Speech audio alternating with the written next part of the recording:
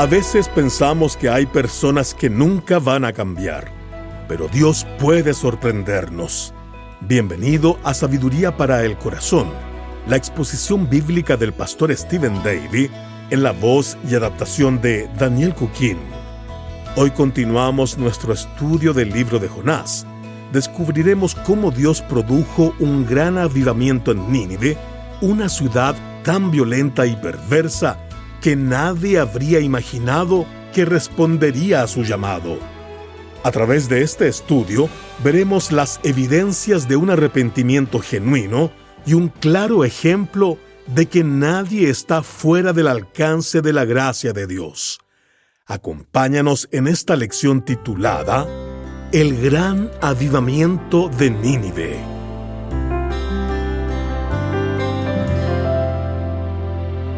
Hace algún tiempo, el diario de Wall Street publicó en su portada un artículo titulado «La confesión vuelve a estar de moda». El artículo comenzaba diciendo algo muy interesante. El pecado nunca pasa de moda, pero la confesión está viviendo un resurgimiento. Luego describía varias maneras en que las personas están buscando aliviar su conciencia. Por ejemplo, existen sitios web donde cualquiera puede confesar sus pecados de forma anónima para que otros entren y lean esas confesiones. En la ciudad de Colorado Springs, Estados Unidos, por ejemplo, la gente puede ir al centro comercial y confesar sus pecados allí mismo. Algunos frailes católicos se instalan allí con su atuendo tradicional y todo para escuchar confesiones. Así que una persona puede ir de compras, tomarse un café, pasar a confesarse y luego volver a casa sintiéndose absuelta. El artículo también mencionaba que apenas un año antes, la segunda rama luterana más grande de Norteamérica, el Sínodo de Missouri, había decidido restaurar la práctica de la confesión privada con un sacerdote. Encontré también maneras todavía más creativas para las personas que sienten demasiada vergüenza de confesar sus pecados cara a cara. Y es que por una tarifa bastante módica, una empresa permite llamar por teléfono a uno de sus empleados y confesarle cualquier pecado. Otra empresa incluso ofrece ir a confesarse por la persona, o si alguien necesita pedir perdón a otra persona, ellos también pueden hacerlo en su lugar. Ahora, la verdad es que nuestro mundo está lleno de personas que viven luchando con la culpa, con la conciencia de su pecado. A nadie le gusta eso. Leí la historia de un hombre que fue al psiquiatra y le dijo: «Doctor, he hecho muchas cosas malas y mi conciencia no deja de acusarme». Así que el psiquiatra le respondió: «Entonces, ¿quieres algo que fortalezca tu fuerza de voluntad?». A lo que el hombre contestó: No. Lo que quiero es algo que debilite mi conciencia». También entré a uno de esos sitios de internet donde las personas escriben anónimamente sus pecados con la esperanza de encontrar algún alivio para su conciencia culpable. Cualquiera puede entrar y leer página tras página de confesiones, personas que cuentan aventuras amorosas secretas, abortos secretos, planes que nadie conoce, enfermedades de transmisión sexual mantenidas en secreto, robos que nunca fueron descubiertos, motivos ocultos detrás de sus relaciones, y la lista sigue y sigue y sigue. Y después de leer solo unos cuantos párrafos ya no pude más. Me rompía el corazón. Y lo más triste es que todas esas personas abandonan ese sitio exactamente igual como llegaron, con la conciencia sin alivio y con sus corazones sin perdón. Y es que la verdadera confesión no se puede hacer por internet ni por teléfono. Y tampoco podemos contratar a otra persona para que confiese por nosotros. En realidad, la verdadera confesión nunca es un secreto. La verdadera confesión es reconocer nuestro pecado delante del Señor Jesucristo. No necesitamos acudir a un sacerdote aquí en la tierra porque Cristo es ahora nuestro sumo sacerdote, el único mediador entre Dios y los hombres, como dice 1 Timoteo 2:5. Cuando una persona evita venir al Señor, también evita la verdadera confesión. Y cuando uno evita la verdadera confesión, también pierde la oportunidad de recibir el verdadero perdón, porque Jesucristo es la única fuente de un perdón completo y permanente. El apóstol Pablo les escribió a los creyentes en Éfeso: «En Él tenemos redención por su sangre, el perdón de pecados, según las riquezas de su gracia, que hizo sobreabundar para con nosotros». Efesios 1, del 7 al 8. Ahora bien, si quisiéramos encontrar en la Biblia un ejemplo claro de verdadera confesión, un corazón completamente expuesto, un pecado reconocido y una persona dispuesta a aceptar las consecuencias de su pecado, ¿a qué libro irías? Probablemente no pensarías en el libro de Jonás, ¿cierto? Pero allí es donde vemos un claro ejemplo de confesión, arrepentimiento y perdón. Jonás ya comenzó a predicar la palabra de Dios en Nínive, y su sermón tenía apenas 8 palabras. En realidad, en una clase de predicación bíblica, diríamos que esas 8 palabras contienen solo la idea principal del sermón. Mira lo que dice Jonás 3, versículo 4. «De aquí a 40 días, Nínive será destruida». Ahora bien, ¿cómo podemos estar seguros de que Jonás dijo más que solo esa frase? Porque el siguiente versículo dice que los hombres de Nínive creyeron a Dios. O sea, los ninivitas tenían que haber aprendido algo acerca del Dios de Israel para abandonar su confianza en Dagón, el dios pez, y poner su fe en Elohim, el Dios del cielo y la tierra. Y el texto dice que creyeron en Dios. La palabra hebrea traducida creyeron proviene de un verbo que significa confirmar o considerar digno de confianza. Es decir, ellos escucharon el mensaje de Jonás y llegaron a la conclusión de que era verdad. Y fue un mensaje extraordinariamente sencillo. Y el pueblo creyó. Y no creyó en Jonás, creyó en Dios. Mira, la verdadera fe nunca descansa en el mensajero, sino en el Dios del mensaje. Dios sacó a esos hombres y mujeres de las tinieblas para llevarlos a su luz admirable. Charles Spurgeon, uno de los predicadores más influyentes de los últimos siglos, llegó a Cristo precisamente por medio de un mensaje tan sencillo como este. Se cuenta que cuando era joven fue a una pequeña capilla metodista para escuchar a un predicador conocido. Llegó un poco tarde y al llegar descubrió que el pastor no estaba allí. De hecho, otra persona se estaba preparando para predicar. De hecho, estaban improvisando porque nadie sabía dónde estaba el pastor. Y después de un momento bastante incómodo, uno de los hermanos de la congregación se puso de pie y predicó. Aquel hombre no tenía estudios, apenas sabía leer y escribir, y él predicó sobre Isaías capítulo 45, versículo 22. «Mirad a mí y sed salvos». Y prácticamente no salió de ese versículo. Y no tenía mucho más que decir. De hecho, él comenzó diciendo: «Queridos amigos, este es un texto muy sencillo. Dice, mirad. Mirar no cuesta nada. No hay que levantar un dedo ni mover un pie, solo hay que mirar. No hace falta ir a la universidad para aprender a mirar. Puedes ser la persona más ignorante del mundo y aún así puedes mirar. No hace falta ser rico para mirar. Cualquiera puede mirar, hasta un niño puede hacerlo. Pero el texto dice, mirad a mí».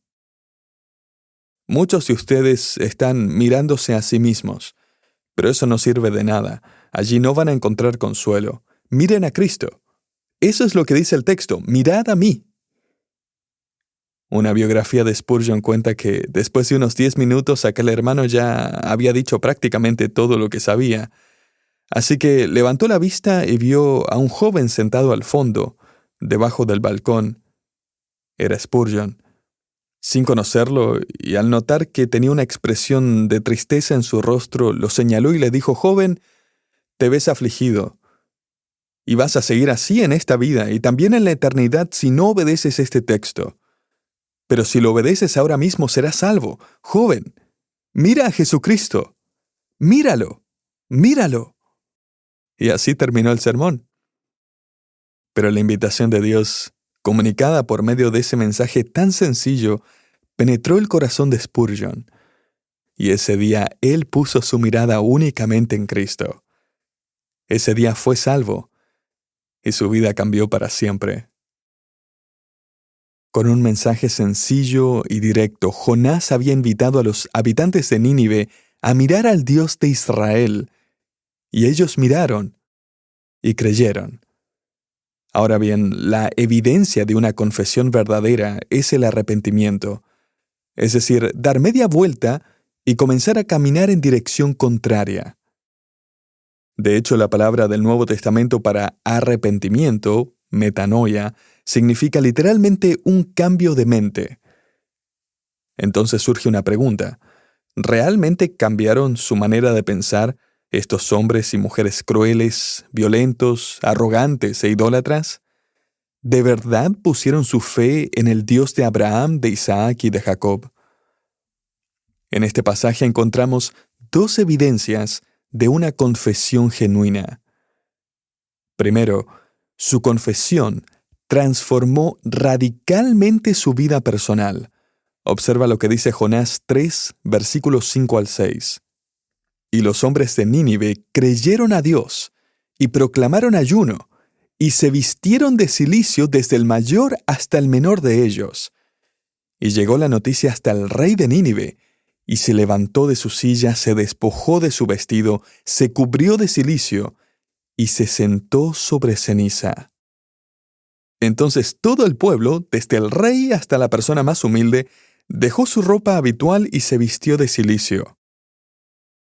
El cilicio era una tela áspera, gruesa y de color oscuro.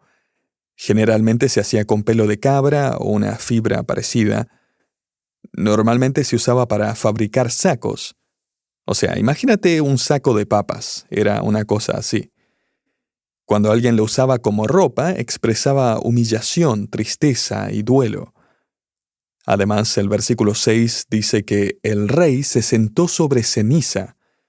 Ese es otro símbolo de profundo dolor y humildad. Y el versículo 8 añade un detalle sorprendente. Dice que hasta cubrieron a los animales con cilicio. Ahora, esto no es porque pensaran que los animales habían pecado o necesitaban arrepentirse. Lo hicieron para que incluso sus posesiones reflejaran públicamente esta humildad, esa tristeza y ese dolor por el pecado que tenían. Según el versículo 7, también proclamaron ayuno, o sea, dejaron de comer para dedicar ese tiempo a clamar a Dios por misericordia. Y ahora tal vez estés pensando, pero claro, hicieron todo eso porque no querían que Dios los juzgara. Y, bueno, ¿tiene eso algo de malo? Quizás alguno piense, es que me parece que seguir a Dios solo para evitar el infierno y ganar el cielo suena bastante egoísta. Y sí, si esa fuera toda la historia tendrías razón. Pero recuerda este conocido versículo. Porque de tal manera amó Dios al mundo, que ha dado a su Hijo unigénito para que todo aquel que en él cree no se pierda, mas tenga vida eterna. Juan 3:16. O sea, la palabra dice, Dios te ama, Él envió a su Hijo a morir por ti, y si crees en Él, no irás al infierno al morir, sino al cielo. De hecho, ese versículo aparece en la conversación entre Jesús y Nicodemo. Nicodemo era un incrédulo que fue a preguntarle cómo podía entrar en el reino de Dios. Y Jesús no le dijo, eso me suena demasiado egoísta, así que no te voy a decir nada. No, Él le explicó cómo podía nacer de nuevo. Y por la gracia de Dios, los ninivitas también creyeron la palabra de Dios y pusieron su fe en Él. Ellos obviamente deseaban escapar del juicio que se acercaba, pero hay algo más que demuestra que su confesión era mucho más que un simple deseo de evitar el castigo. Y es que su confesión transformó su vida personal. Y en segundo lugar, su confesión transformó radicalmente su conducta pública. Observa Jonás 3, versículos 7 al 8. E hizo proclamar, y anunciar en Nínive por mandato del rey y de sus grandes, diciendo: hombres y animales, bueyes y ovejas, no gusten cosa alguna, no se les dé alimento ni beban agua, sino cúbranse de cilicio hombres y animales, y clamen a Dios fuertemente y conviértase cada uno de su mal camino, de la rapiña que hay en sus manos. Entonces la primera evidencia de la confesión fue personal. La segunda fue pública. Toda la ciudad comenzó a vivir de otra manera. Y observa algo muy interesante: el rey ni siquiera intenta convencer al pueblo de que son pecadores. Él simplemente reconoce la realidad. Como si dijera: bueno, aquí todos sabemos que tenemos que abandonar nuestra maldad y la violencia por la que nos conocen en todo el mundo. O sea, arrepintámonos, demos media vuelta, cambiemos nuestra manera de pensar y cambiemos nuestra manera de vivir. ¿Te imaginas a un rey haciendo una proclamación semejante? Ahora, en varias ocasiones, durante los días más difíciles de la guerra, tanto el rey de Inglaterra como el presidente de los Estados Unidos convocaron a jornadas nacionales de oración. Y aunque eso suena bastante bien, ni el rey ni el presidente hicieron jamás un llamado nacional al arrepentimiento. Y es que una cosa es invitar a toda una nación a orar, y de hecho, cuando ocurre una tragedia, eso sigue siendo políticamente correcto, pero otra cosa muy distinta es llamar a una nación entera a arrepentirse de su pecado. ¿Entiendes ahora la importancia de la proclamación del rey de Nínive? Él no solo está llamando al pueblo a orar, él está llamando al pueblo a vivir en santidad. Está convocando a toda la nación al arrepentimiento. Como si estuviera diciendo: escúcheme bien, nosotros no vamos a justificar más nuestro pecado. No vamos a poner excusas, no vamos a minimizar nuestro pecado, no vamos a esconderlo, vamos a confesarlo. Y lo más importante, vamos a dejar de practicarlo. Mira, yo no me entusiasmo mucho simplemente porque algún líder político haga un llamado a orar. Sucede una tragedia y desde el presidente hasta los presentadores de noticias, todos hablan de sus oraciones, la importancia de orar. Pero muchas veces eso solo hace que los incrédulos se sientan religiosos durante unos días y nada más. Después vuelven a vivir exactamente igual que antes. Vuelven a vivir como siempre vivieron los ninivitas. Pero eso no fue lo que ocurrió aquí en Nínive. Allí hubo una confesión verdadera, hubo un arrepentimiento genuino que transformó tanto la vida personal como la conducta pública de todo un pueblo. Observa ahora la sinceridad de estos ninivitas en Jonás capítulo 3, versículos 9 al 10. ¿Quién sabe si se volverá y se arrepentirá Dios y se apartará del ardor de su ira y no pereceremos? Y qué maravilloso es leer lo que sucedió después. Y vio Dios lo que hicieron, que se convirtieron de su mal camino. Esa es la evidencia de un arrepentimiento genuino. Y se arrepintió del mal Dios que había dicho que les haría, y no lo hizo. O sea, desde la perspectiva humana, es como si Dios cambiara de parecer. Pero desde la perspectiva divina, Dios simplemente respondió tal como siempre había determinado hacerlo, al cambio que produjo en el corazón de los ninivitas. La verdad es que si aprendemos algo de la sorprendente respuesta de los ninivitas es esto: nunca, pero nunca debemos subestimar lo que la gracia de Dios puede hacer. La misericordia de Dios puede alcanzar a las personas que menos imaginamos. Dudo mucho que hubiera algún judío piadoso en Samaria o en Jerusalén orando por Nínive. O sea, ¿te imaginas que alguien dijera: hermanos, no olvidemos orar por los ninivitas? Seguramente no. Nínive no aparecía en la lista de los candidatos más probables para creer en Dios. Pero ¿sabes qué? Muchas veces, la gracia de Dios irrumpe donde menos lo esperamos y de maneras que jamás habríamos imaginado. ¿Quién habría pensado que algo así ocurriría en Nínive? Y ese es precisamente el punto. Si los ninivitas pudieron arrepentirse, entonces nadie está fuera del alcance de la gracia de Dios. No hay nadie que no merezca un lugar en tu lista de oración. No importa cuán violenta o cruel o pecadora o idólatra sea una persona, Cristo también puede rescatarla. A principios del siglo XX, Dios usó a un joven predicador llamado Evan Roberts para traer un gran avivamiento a Gales. Todo comenzó en una pequeña reunión con jóvenes en su pueblo. Allí este pastor presentó 4 desafíos que transformarían por completo su nación. Primero, confiesa todo pecado conocido. Segundo, elimina de tu vida todo aquello que sea moralmente dudoso. Tercero, prepárate para obedecer de inmediato al Espíritu Santo. Y cuarto, habla públicamente de Cristo. Al terminar la primera semana, unas 70 personas aceptaron el desafío. Comenzaron a confesar sus pecados, tanto los secretos como los públicos. Empezaron a abandonar todo aquello que comprometía su testimonio. En otras palabras, decidieron vivir en santidad sin buscar excusas. Comenzaron también a vivir atentos a lo que Dios quisiera pedirles, aun en las cosas más sencillas. Imagínate cómo eso transformó su manera de trabajar, sus relaciones, su carácter.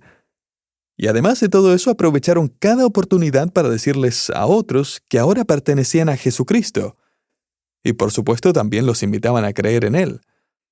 Y al terminar la segunda semana, Evan Roberts comenzó a recorrer el sur de Gales acompañado por un grupo de cantantes. En menos de un año, unas 100,000 personas llegaron verdaderamente a Cristo y comenzaron a asistir a distintas iglesias. Ahora escucha cómo describió ese avivamiento uno de sus contemporáneos. A medida que las personas confesaban sus pecados y buscaban ser llenas del Espíritu de Dios, también procuraban corregir el daño que habían causado. Y dicho sea de paso, esa también es una evidencia de un arrepentimiento genuino.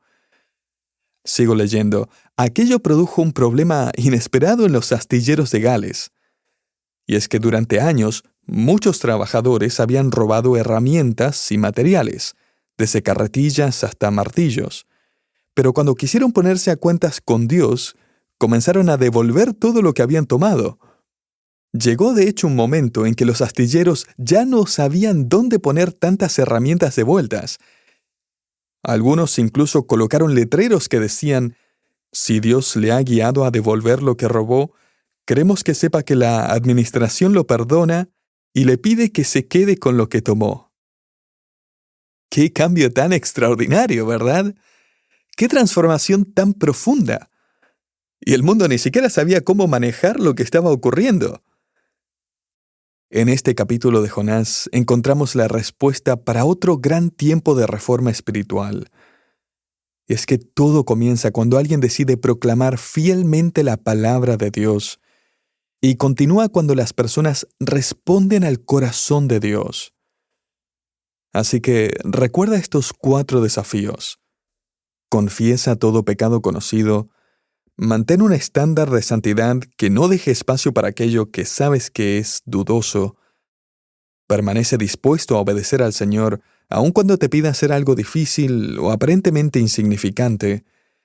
Y haz pública tu relación con Jesucristo cada vez que Él te dé la oportunidad. ¿Quién sabe? Quizá Dios quisiera usar creyentes que vivan así para atraer un gran despertar espiritual en nuestra generación. Lo que sí sé es que esa clase de vida va a producir un verdadero avivamiento en tu corazón y en el mío. Por cierto, la historia bíblica nos muestra que Nínive siguió buscando a Dios durante toda una generación. O sea, no fue una emoción pasajera, no fue un avivamiento de una semana para luego volver a la misma vida de siempre. No, fue algo real y echó raíces. Lamentablemente, un siglo después, la mayoría de sus descendientes volvió a la idolatría y Dios terminó juzgando a Nínive. Pero aquella generación sí creyó. Ellos y sus hijos respondieron al Señor, confesaron sus pecados, se arrepintieron y siguieron a Dios. Y algún día, de hecho, conoceremos en el cielo a hombres y mujeres de Nínive que fueron transformados por la gracia de Dios. Es interesante que todavía hoy algunos cristianos asirios, con antepasados que provienen de esa región, consideran que su historia de fe comenzó cuando Dios tuvo compasión de Nínive, envió a Jonás y aceptó el arrepentimiento de sus antepasados. Antes de terminar este estudio, asegúrate de identificarte con los ninivitas. Ellos, como nosotros, estaban perdidos en su pecado. No tenían esperanza. Estaban bajo el juicio de Dios. Pero creyeron. Y esa fe transformó radicalmente su vida privada y su conducta pública. Esa fue la evidencia de que la gracia de Dios había sido derramada sobre ellos. La misma gracia que hoy también alcanza a todo el que confiesa sinceramente su pecado y pone su fe en Cristo. Pero no te detengas allí. Sigue confesando todo pecado conocido. No necesitas un sacerdote o un confesionario. Puedes acudir a tu Padre Celestial en cualquier momento. Sigue alejándote de todo aquello que contamine tu mente y debilite tu comunión con Cristo. Permanece dispuesto a obedecer al Espíritu Santo, sin importar si lo que Él te pide parece difícil o insignificante. Y haz que todos sepan, por medio de tu manera de vivir y de tus palabras, que perteneces a Jesucristo. Ahora bien, la historia no termina aún. Todavía queda una persona que se resiste a la obra de Dios. Ese es Jonás.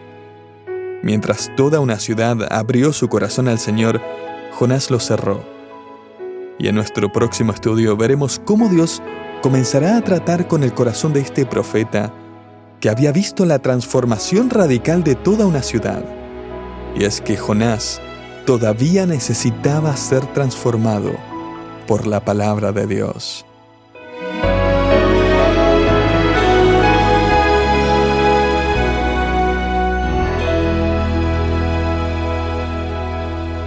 La gracia de Dios que transformó a Nínive también puede transformar tu vida.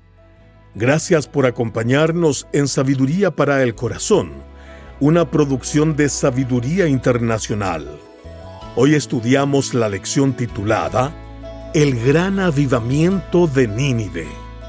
La buena noticia es que Jesucristo vino precisamente para ofrecerte perdón y una nueva oportunidad. Te invito a visitar sabiduriainternacional.org/evangelio, donde encontrarás una explicación sencilla y bíblica de cómo puedes reconciliarte con Dios por medio de la fe en Cristo. Soy Hugo Zúñiga y nos encontramos en el próximo estudio de Sabiduría para el Corazón.